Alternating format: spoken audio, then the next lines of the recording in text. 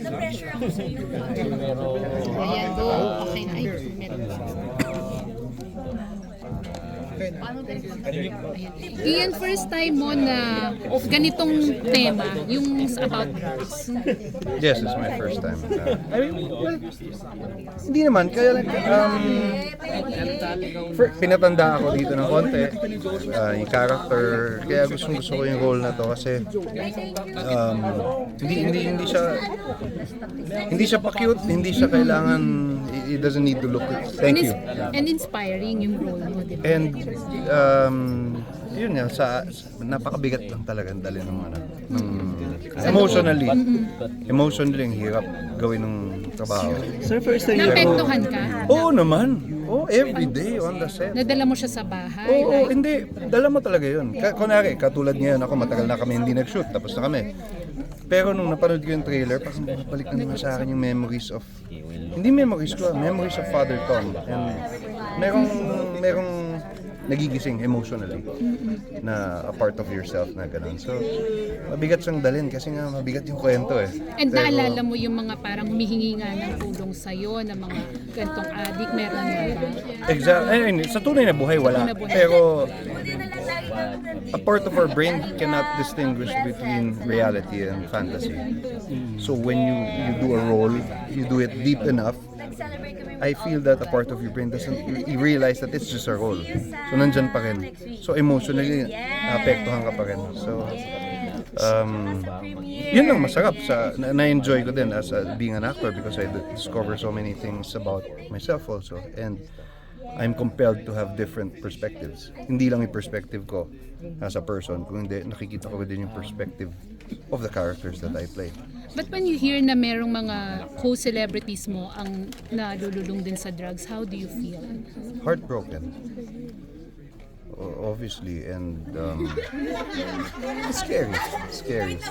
Pero kailangan talaga ng mahabang conversation about that because from the perspective of people, oh my God, Tita Asta, from the perspective of people na naging biktima, for example, ng mga drug addicts, syempre iba yung perspective nila. It's more punishment. From the perspective naman of people na from the other side, it's rehabilitation and how to balance that, and it's complex. There's no simple solution there. That's why we're here to ask questions and offer different perspectives, and hopefully eventually mas maganda yung mga policies and systems that we are able to come up with in our country. Sir, first time niyo ba role ng ipare? And di ba nag-action kayo before? Or? I think may mga role na ako na pare dati pero mga guestings lang for TV and stuff. Pero ito yung parang full-time. Yes, tsaka ito yung ganon ka-emotionally immersive. Pero nung bata ba kayo, hindi pumasok sa isip niyo na maging pare? O parang ganon? Dumaan din sa utak ko, alam mo, maraming dumaan sa utak ko nung kabataan ko. And up to now, I'm still searching for, there's a part of me still searching for asking the philosophical questions about our existence, about why am I here, blah blah blah, and different belief systems. So nagagamit lahat yun sa trabaho ko. First episode pa lang to, may aabangan bang mga action scene din sa inyo dito? Nako, sa mga susunod na mga episodes. Itong first episode, yan establishing lang. Pero maraming layers pa na mangyayari.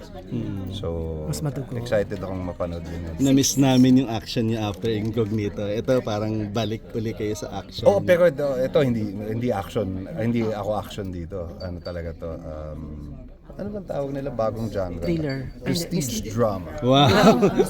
I like the sound of it. Di ba? Prestige drama. It's a new genre or something. Iyan, naputo lang ako kanina. Dun sa mga co-actors mo. Agree ka ba kung, di ba dati nagkaroon parang proposal na magkaroon ng random drug testing Sa mga artist. sa mga artista? Hindi ko alam eh. Hindi ako expert pagdating sa implementation of anything that has to do with drugs because ako lang personally hindi ako umiinom ng alcohol. I have nothing against people who drink alcohol pero ako lang hindi ko hinahanap kasi So hindi ko alam yung perspective. For example, some people use it for mental health, for physical health, for whatever. I'm not an expert at it. I don't know.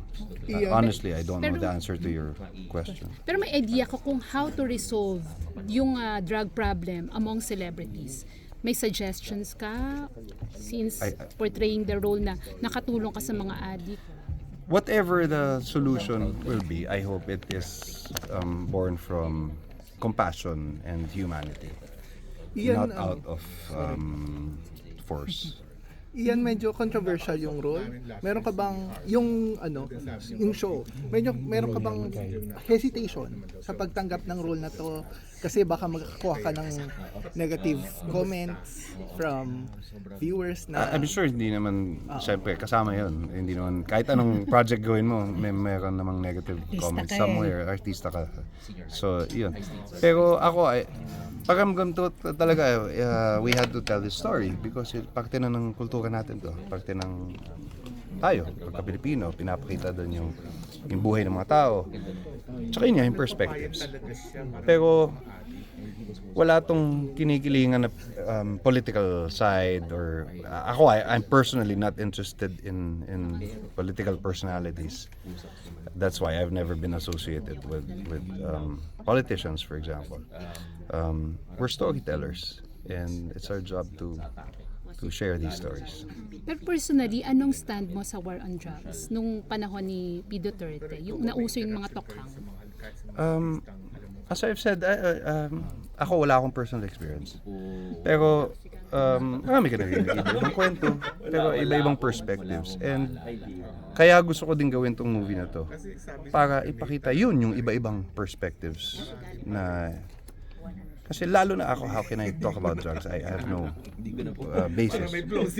So, we have experts, psychologists, and law enforcement who are experts at it. And ito, gusto ko rin mapanood nila para makakita rin sila ng iba-ibang angulo and maybe find better solutions. Wala ka naging kaibigan lumapit sa'yo na nalulung din sa drugs? Na humingi ng tulong sa akin? Wala, kasi siguro inisip nila i-judge ko sila because ako hindi ako Wala si Direk involved sa Lino drugs. pumasok sa ganun. So wala naman. Nandiyan po. Sir, parang iba tayo dun sa Incognito, you created friendship within sila Daniel, di ba? Sila Baron, sila. They have still communication after that. Always. Kumbaga. On a weekly basis. Updated kayo sa isa't isa. Yes. So, aware ka, nakikita mo na open na ngayon sina Daniel at Kyla. Are you happy for them na parang Whatever direction they want to take, I love them both, and they're very good people, and I'm sure they will find happiness wherever they go. Willing ka ba magninong kung sakasakaling Mga tanong, magpapakasal? Kasi may mga Thank you hindi for na watching Drug War. Hindi nga. Pero, isa pa Sandali lang nga, may ano ko lang. Teka, Tita Asta. Anak-anakan ko to eh. magsi-selfie. Go Ay, ahead. magsi-selfie yata. Hindi, sandali lang. Go ahead. Hindi, pwede naman, may kinukuha lang ako sa Ah. kanya. Kasi para makalayas na ako. Thank you, anak. Thank you. Okay, mabalik tayo sa drug war. ayaw magninong? Ayaw magninong. Pati dun sa isang ikakasal, invited ka rin ba? Si Bea. I'm so hindi yan talaga, I'm so happy for her. Kasi she would be a wonderful wife and mother. I'm sure about it. So I'm really, really happy for the both of them. Do you have advice to her as a friend para maging good Married wife and good partner? Parang She doesn't need advice there. Sobrang okay yun. Tsaka matagal na kami magkaibigan. Alam niyang mahal ko siya. At I'm so happy for her. And hindi ko alam kung iimbitahin ako. Sana maimbita ako. Wala. Pero na-meet mo na si Vincent. Hindi pa. Pero paano naging ganun kalalim yung friendship? Because of yung serye niyo before. Yes, Love yes, to Last. yes, I love to last. Umabot mo sa punto parang nag-share siya sa iyo ng mga problems, personal, sa mga nangyayari sa kanya. We've become friends, definitely. Tsaka sa simula naman may gap kayo pag trabaho lang, pero pag araw-araw kayo halos magkasama, I mean, magiging magkaibigan talaga kayo syempre. Siya kasi yung nga daw umiiyak dati si Bea eh. Pero na-congratulate mo na si Bea. Oo, nagkita kami accidentally. Ano po sabi? Ano sabi A few niya sa'yo? times. Ano sabi niya sa'yo? Wala, hinahag ko lang siya. Sabi ko, I'm happy for you. So happy for you. Congratulations. Thank you. And she seemed very, very happy. Sabi niyo marami siyang utang na kwento. Oo, marami siyang utang na kwento. At ikwento niya naman po yung iba. Hindi pa kami tumatambay at nagkikwentuhan ng mahaba. Hindi pa. Alam naman ni Vincent na close kayo ni Bea. I'm sure. I hope so. I hope na... And tsaka ako gusto kong makilala rin si Vincent, siyempre. Kasi there must be... he must be someone special and he must be a really nice guy for Bea to fall in love with. So I'm happy to spend time with them at makakwentuhan ko sila sana in the future. Baka kasi magselo si Vincent pag nandun ka. Kasama mo kasi.